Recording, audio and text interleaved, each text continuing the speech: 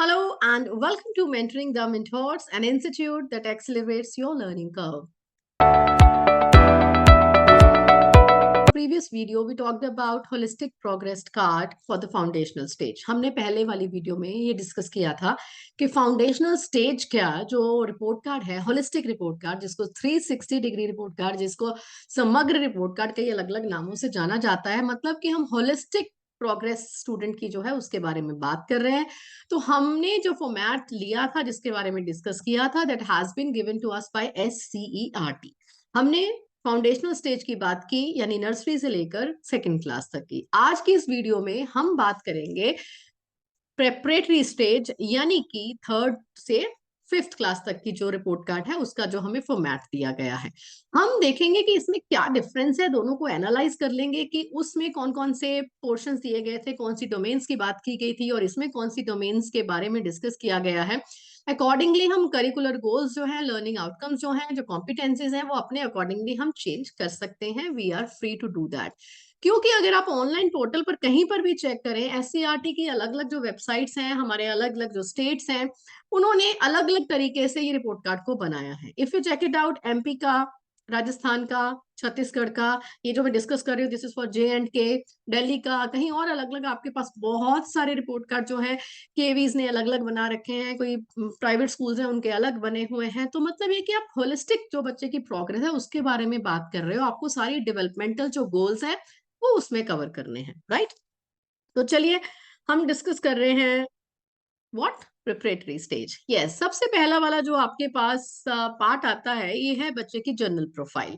हमने पहले भी डिस्कस किया था, अगर आपके पास रिपोर्ट कार्ड का जो कवर है, आई मीन टू से फोल्डर है, उसमें ऑलरेडी ये सारी डिटेल्स लिखी हैं तो उसमें डुप्लिसिटी का कोई मतलब नहीं है। आप एक बार डिटेल लिखी है बाहर तो दैट्स परफेक्टली ओके, दोबारा ये पेज बनाने की आवश्यकता नहीं है।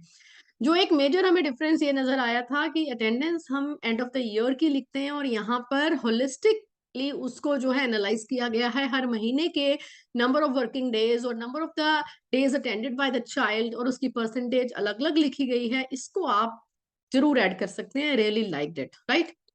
अब आगे जब हम बच्चों के इंटरेस्ट और हॉबीज की बात कर रहे हैं, ये अगेन आपकी अपनी चॉइस है, आपको इस तरीके से चेकलिस्ट बनानी है या आपको वैसे लिखना है कि बच्चे की हॉबीज कौन सी हैं या बच्चे से लिखवाना है, दैट्स एंटायरली योर चॉइस। उसके बाद जब हम डोमेन्स की बात कर रहे हैं, सबसे पहले पास हमारे पास डोमेन आती है world around us. World around us domain मतलब बात कर रहे हैं हम EVS की, राइट, इन्वायरमेंटल स्टडीज। बच्चा अपने आसपास के वातावरण के साथ में किस तरीके से कनेक्टेड है, किस तरीके से उसके बारे में वो अवेयर है। तो ये उसके कुछ करिकुलर गोल्स लिखे हुए हैं।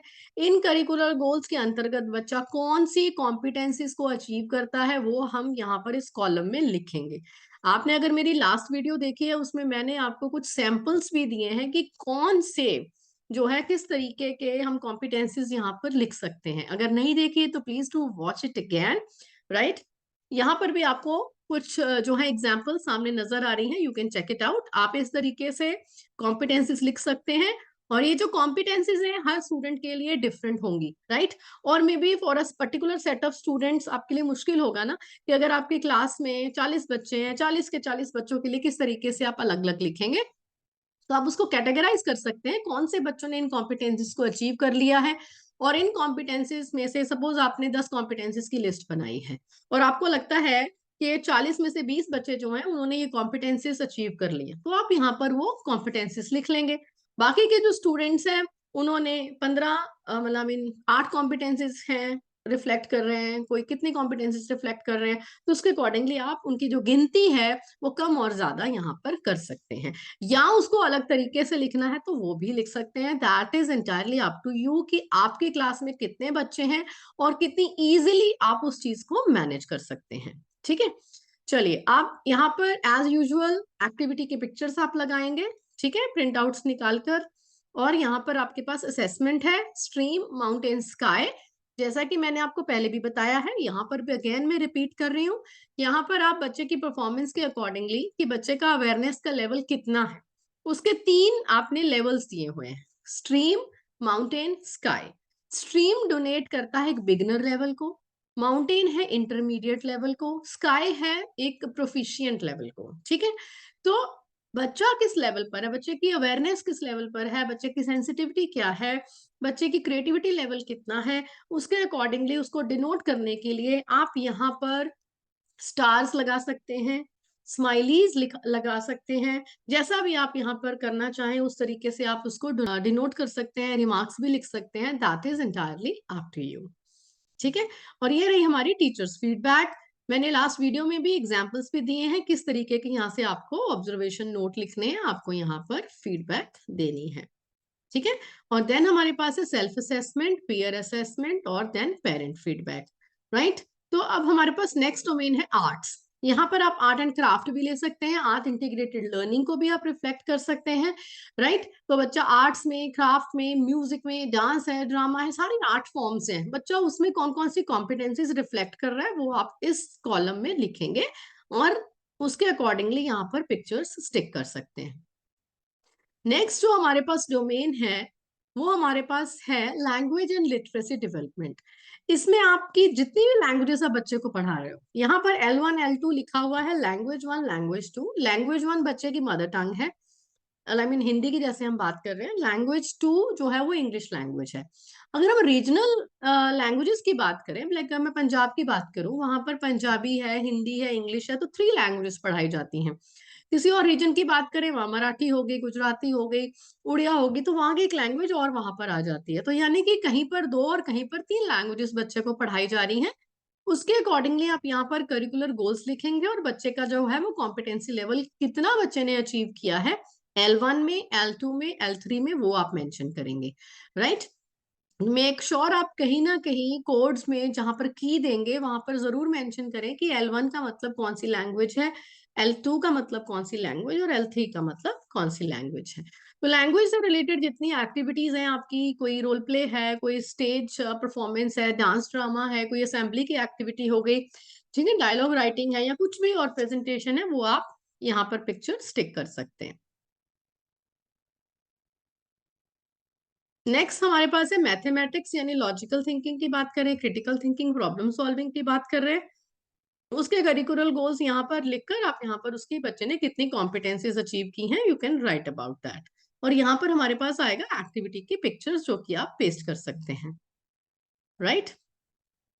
नेक्स्ट जो हमारा डोमेन है वो है फिजिकल एजुकेशन। बच्चे की फिटनेस की बात कर रहे हैं, इसमें आपका योगा भी आ गया, स्पोर्ट्स की एक्टिविटी आ गई, इंडोर आ गई, गेम्स आ गई, वो सारे जो हैं उसके करिकुलर गोल यहाँ पर एक्सप्लेन करके and in front of it you will be writing the competencies that are reflected by a particular child. और यहाँ पर again pictures will be there. Next जो हमारे पास डोमेन है दैट इज वोकेशनल एजुकेशन की। बच्चे कि में लर्निंग की हैबिट्स जो है वो कैसे डेवलप होती हैं, बच्चा जो है वो कैसे उसको अलाउ कर रही है अपने आप को एक फॉर्मल लर्निंग एनवायरनमेंट में एंगेज करने के लिए, किस तरीके से बच्चा लाइब्रेरी को भी चेक कर रहा है, ई लाइब्रेरी चेक कर रहा है, ऑनलाइन सोर्सेज को चेक कर रहा है, डिफरेंट प्लेटफॉर्म्स को वो एक्सेस कर रहा है, राइट, स्कूल के लर्निंग एनवायरनमेंट के अलावा, और कैसे वो अपने पीयर के साथ पढ़ रहा है। तो वो आप इस तरीके से आप जो जो गोल हैं जो उनके रिफ्लेक्ट करते हैं तो उसके बारे में आप लिख सकते हैं। तो वोकेशनल एजुकेशन को हम स्किल एजुकेशन की तरह से भी लेते हैं। हम 6th 7th 8th में पर्टिकुलरली वोकेशनल एजुकेशन हम स्टार्ट करते हैं। 3rd 4th 5th के लिए हमारे पास एज सच कोई ऐसा स्किल बेस्ड कोर्स नहीं है जो हमने स्टार्ट किया हो, बट इसके अलावा आप हॉबी क्लासेस जैसे बच्चों को कंडक्ट करते हैं, एक्टिविटी क्लासेस बच्चे की कंडक्ट करते हैं, उसके बारे में भी यहाँ पर आप लिख सकते हैं। And then you can stick the pictures over here. Next हमारे पास आता है socio emotional ethical learning, positive learning habits. Right. तो उसके हमारे करिकुलर गोल्स रहेंगे, हमने वैल्यूज कैसे हैं, बच्चे का लर्निंग हैबिट्स कैसा है, उसके अकॉर्डिंगली कॉम्पिटेंसीज हम यहाँ पर लिखेंगे।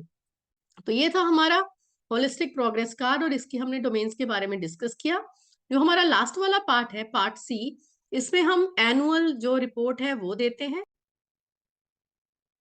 जैसा कि मैंने आपको पहले वीडियो में भी ये बताया था कि ये जो हमारी summary of the academic years है, ये हमारे जो अलग अलग पैरामीटर्स हैं, world around us, arts, language, maths, physical education, vocational education, SEL, इसके अंतर्गत आपको रिमार्क्स देने हैं। रिमार्क्स जब देंगे वो आपके 2 हेडर्स के अंदर होने चाहिए, one is strength and other is weakness. Weakness को वीकनेस का शब्द ना इस्तेमाल करते हो, you should use the word opportunity. Right. आप इसको ग्लो एंड ग्रो एरिया भी लिख सकते हैं, सनी एंड मडी एरिया भी लिख सकते हैं, ये आपकी चॉइस है कि किस तरीके से आप इसको रिफ्लेक्ट करना चाहते हैं। कहाँ पर बच्चा अच्छा परफॉर्म कर रहा है, बच्चे के एरियाज में बच्चा उन एरियाज में ग्लो कर रहा है, एंड कहाँ पर बच्चे को ग्रो करने की भी जरूरत है। Child age is at the growing stage, ठीक है। तो वो आप उसके एज जैसा मैंने पहली वीडियो में भी एक्सप्लेन किया है वैसे आप लिख सकते हैं। यहाँ पर भी आपको जो ऑप्शंस हैं वो नजर आ रही हैं, तो उसके accordingly you can fill it out. तो मैं अगेन रिपीट करना चाहती हूँ कि आपको जो भी फॉर्मेट सही लगे, जो आपके मन को भाए, जिसको आप इजीली कंफर्टेबली क्लास में यूज कर सकें, आप वो वाला फॉर्मेट इस्तेमाल कर सकते हैं, यूज कर सकते हैं अपने स्टूडेंट्स के लिए। तो आपको करना क्या है, stay tuned to mentoring the mentors and like, subscribe and share also with your groups too. Thank you all of you. Have a nice day.